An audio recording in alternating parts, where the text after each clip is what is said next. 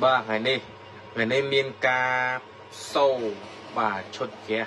vì sao có thay to tầm rong bà đã xa bàn quạt cho mò vì xa khá thông nông bình đầm bay màu và đi thay vì cả bằng bệ ở phần ghé hay nên cả set programแต่ปัจจุบันToyota Tundra នេះម្ចាស់ឡានក៏កាន់លុយតែ20,000ទេបាទ400គីឡូគឺមិនអស់ទេបាទសម្រាប់ឈុត Super Gold 3ពទឹកមាសបាទ Super Gold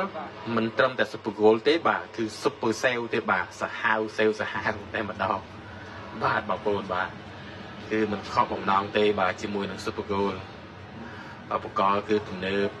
program ក៏ទំនើបបាទធន់ប្រើប្រាស់បានយូរមិនងាយទៅណាទេបងប្អូនបាទសម្រាប់ឈុតនេះគឺធានាជូនតែម្ដងបាទគឺនិយាយថាគឺមានសាច់តែម្ដងបាទគឺ400គីឡូគឺទៅចាយមិនអស់20,000ទេបាទសម្រាប់ចាក់ហ្គាស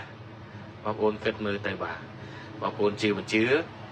លើការសាកហើយលើការសាកសួរព័ត៌មានអំពីម្ចាស់ឡាន Tundra ដែលគាត់ប្រើប្រាស់ហ្គាសស្រាប់ចឹងណាបងប្អូនបាទបងប្អូនអាចសួរបានគឺអេមតែម្ដងបាទ